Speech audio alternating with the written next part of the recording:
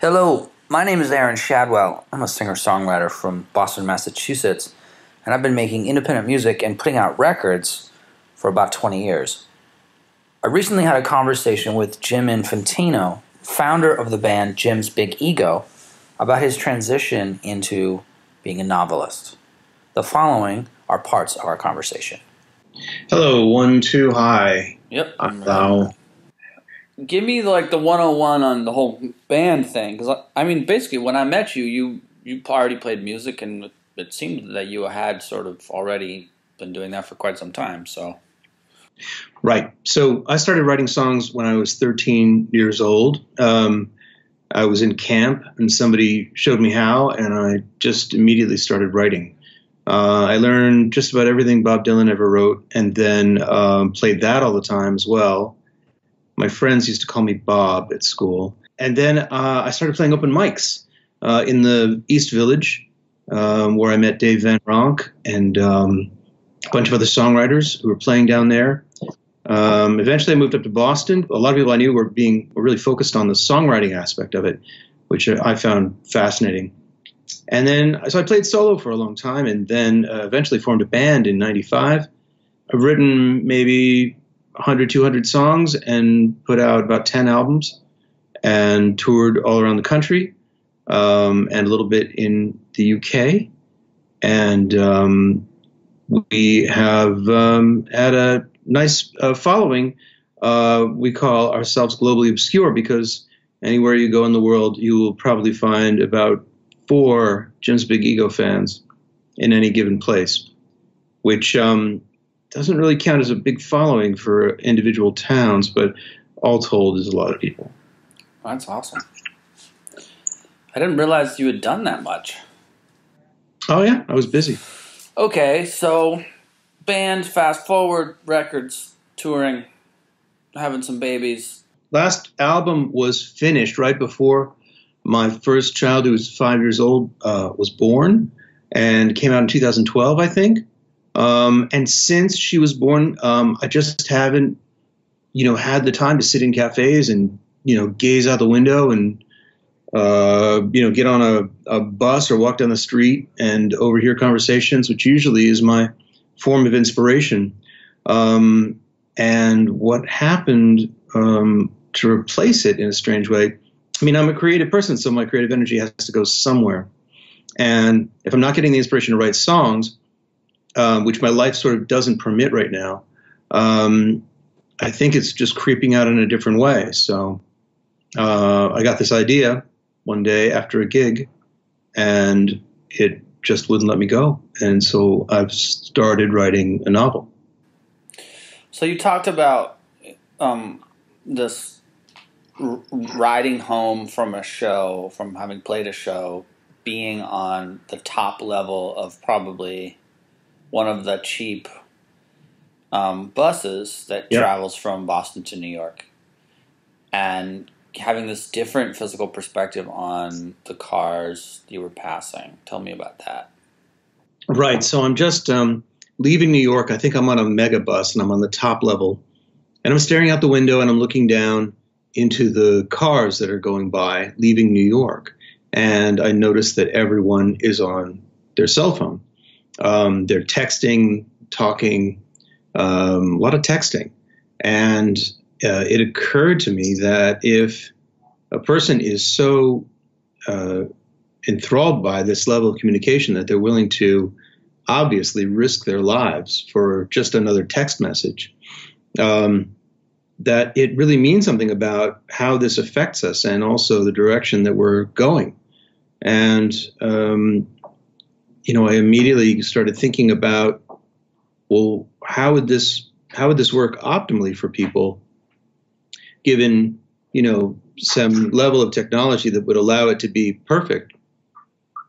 And I realized it's really about, telepathy and being able to just think into somebody else's head, and that it's, for human beings, incredibly addictive to have that immediate form of communication and connectedness without talking on the phone, without writing a letter, without even sending an email. just immediate. And I started to think about, well, what would that look like? And a lot of ideas came out of that. So shortly after that, I think it was on the same bus trip, I had an idea for this character named Mardo in the Northeast, like in New York or so, someplace near New York.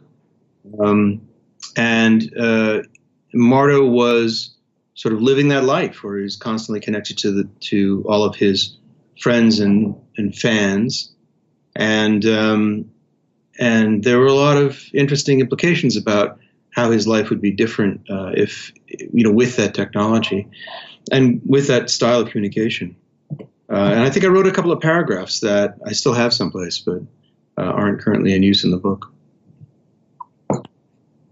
Obviously, there's a lot more to sort of understand about the premise of the book, which we'll get to. Yep. But help me out with the sort of, you're shifting gears from this playing rock and roll thing, and you're a dad and all that sort of stuff. And how does that feel? That shift. I mean, are we talking like, oh, I'm busy, I can't write songs.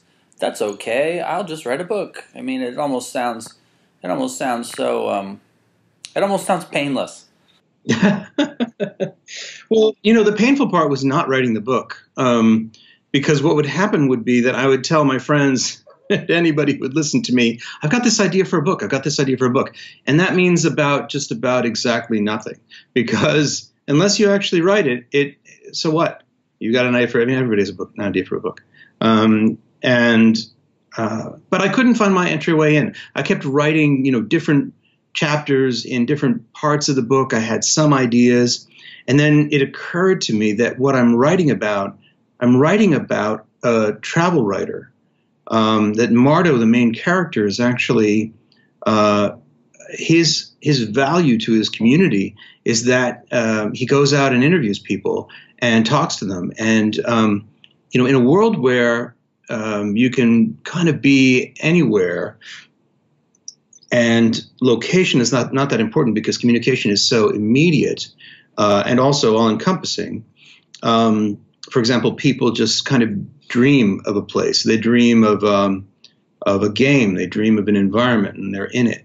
So people don't actually get up off their asses and go anywhere. So Mardo's willing to kind of travel and talk to people and have people follow him. People, kind of inhabit him while he goes, and then they get that experience of touring around. And in this case, he's touring around in what's called New England.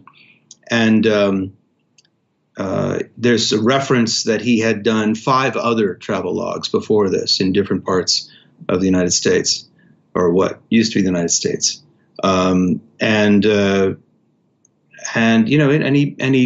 He finds interesting people. He finds situations that are interesting, and he kind of digs in a little bit. And so it's a little bit like the Embedded podcast. He's like I forget the name of the podcaster, but he's like Ira Glass. He's going out and asking questions and trying to stay neutral. Right. So tell me a little bit more about how you felt in this moment where your creative output was shifting from one form to another. Was that anxiety provoking? Was it sort of like interesting? Did you meet it with open-hearted glee, or were you like, oh crap, this feels weird, who am I, what's happening? Yeah, there's a little of that. It did feel, I'm not so concerned about who I am, but it was intimidating to start writing. Like I said, when I found my entryway and I knew that he was a travel writer, then I had my beginning. So that helped a lot because then I could just start finally. But the idea that, okay, I'm going to write a novel, even a science fiction novel, because I'm kind of a fan, is very intimidating because, I'm never going to be the greatest writer. I'm going to be, whatever kind of writer I am. And what is my voice? How do I find that? And how do I tell the story? Where is the narrator? And where does this all sit? But The more I started doing it, the more I found I just really enjoy it. I mean, I enjoy like putting down a couple of pages and seeing where it's going. The characters are all really strong. And I think I was able to create strong characters, at least in my head, from the muscles that I had engaged writing songs. Because a lot of my songs, very few of my songs are about me. Most of my songs are character studies of hypothetical people.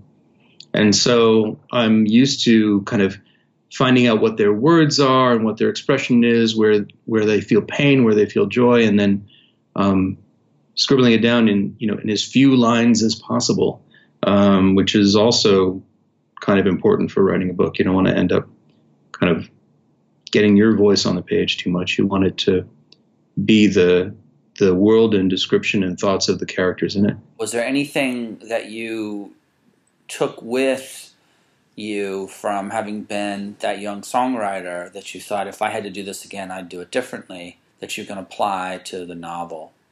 Well, I don't know that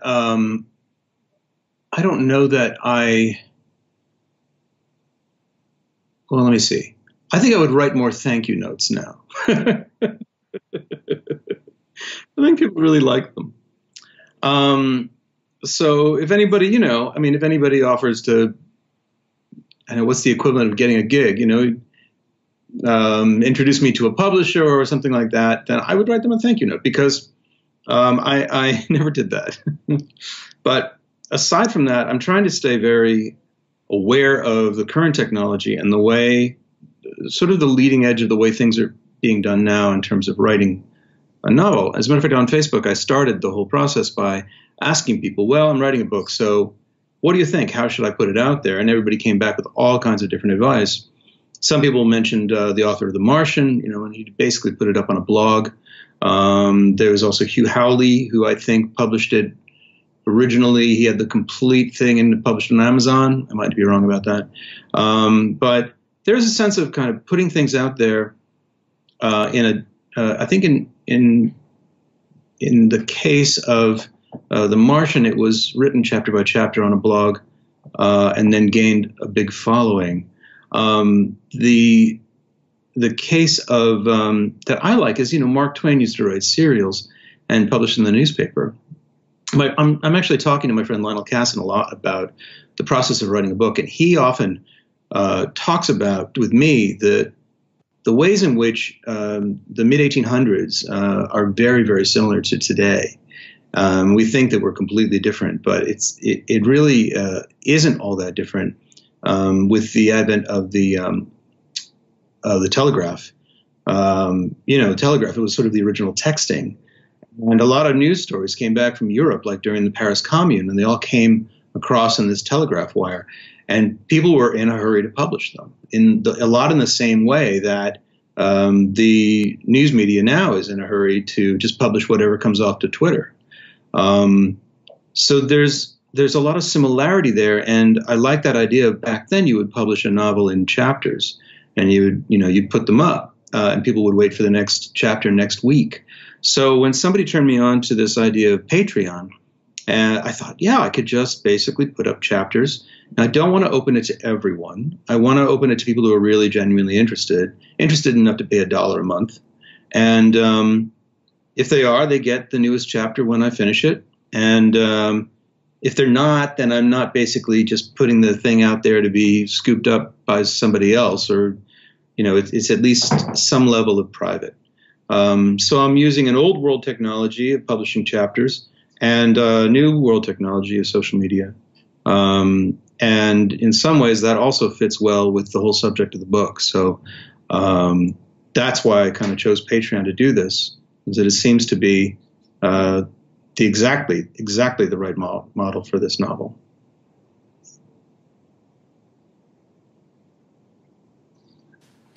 And why the $1?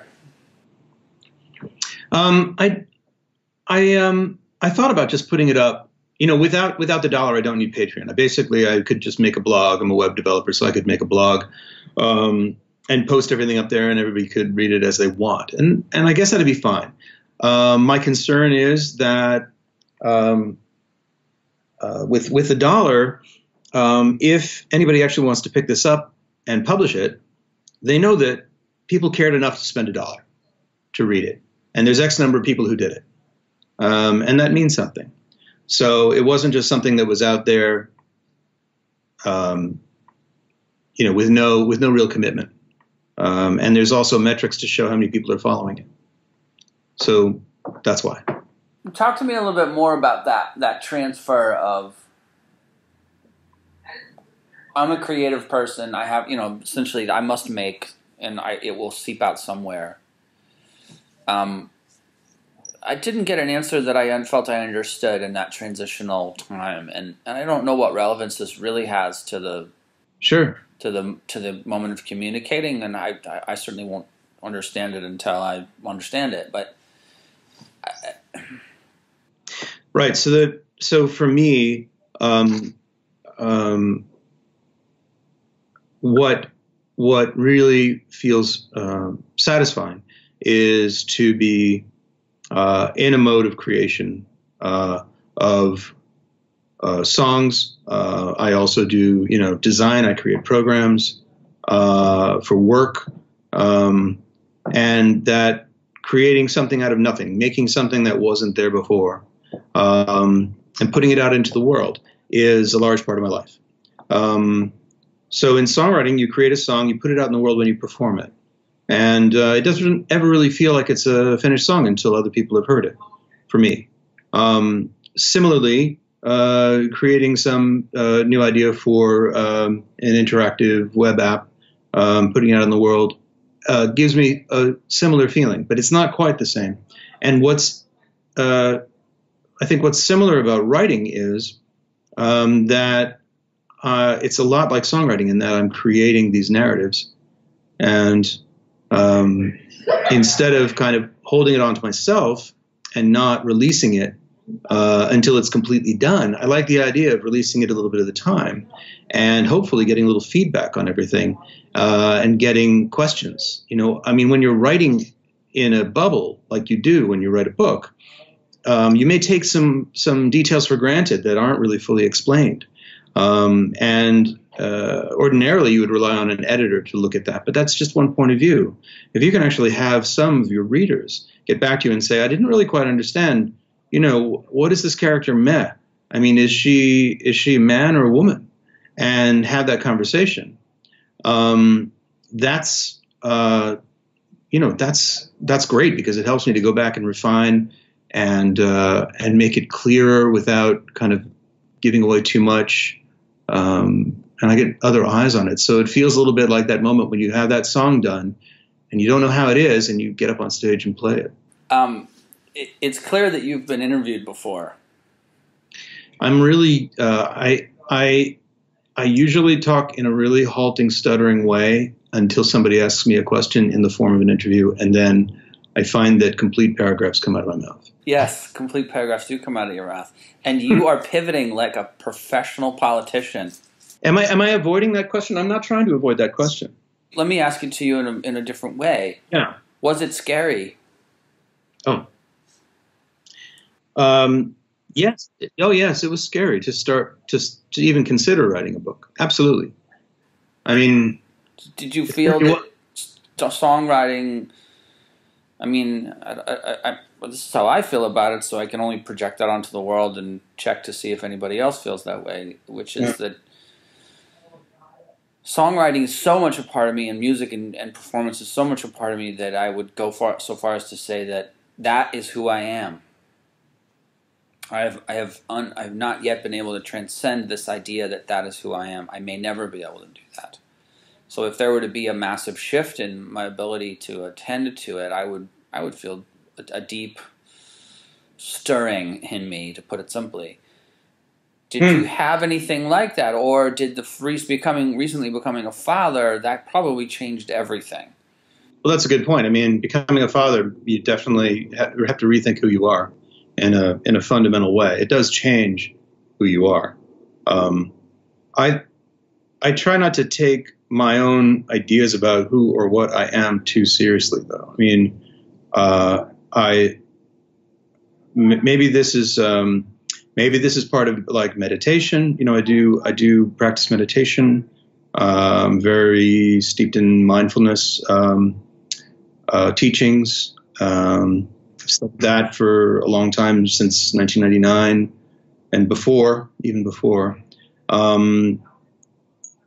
So whenever I think I am something, I always treat that with a great deal of skepticism. And so if it means that I'm not a songwriter anymore, I don't know, that doesn't really bother me. That doesn't frighten me. I think what frightens me is that the stuff that I write might be crap. That's a lot scarier than losing my identity as this or that, because I know deeply that that's just an illusion. Wow, that's wonderful. We could talk about that for an hour. That's beautiful. Okay, so let's jump back to the Patreon participant for a moment. What's in it for me? Okay, I'll give $1 to this guy. He's cool. I like his glasses. Right. And he's got a charming way. He's I like the way he talks. What am I going to get? Well, it really depends on whether you want to follow a book from its inception to its completion, and whether you enjoy it, whether you enjoy the book. You can always try it out. I've got some excerpts up, and it doesn't seem like it's your cup of tea. That's fine.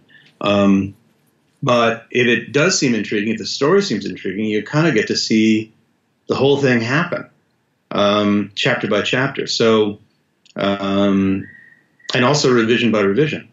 So, what's in it for you? You get to be part of it, really. And I also really look forward to, getting feedback in that forum. So how would I give feedback if I were there? What would I be doing? So each of the chapters has a comments area, and anybody who is a patron can comment on the individual chapters. At a higher level, there's actually a $25 level now that people can support at, that will put them in for a scheduled conference call with me. So we could talk about maybe some of the things that are sticking, some of the things that are working, some of the questions about the plot and where is this going. I'm totally into having that conversation. And then, of course, at different levels, you get different things. So I think $5, $10 level, you get like a soft cover copy of the book, whether or not it's published at the end of the project. And $5 level, you get to see chapters before other people get to see them. But at the base level, if you're just joining for $1, which I think, I appreciate anything above that, but I think that's really all that is required. You get that feeling of, those serials that came out in the paper, like once a week. Hopefully it's once a week, maybe once every 2 weeks. Find out what's happening next. Where is this going? What's happening next? What's next in the story? Mm-hmm. And follow it along, kind of, as it happens. Got it.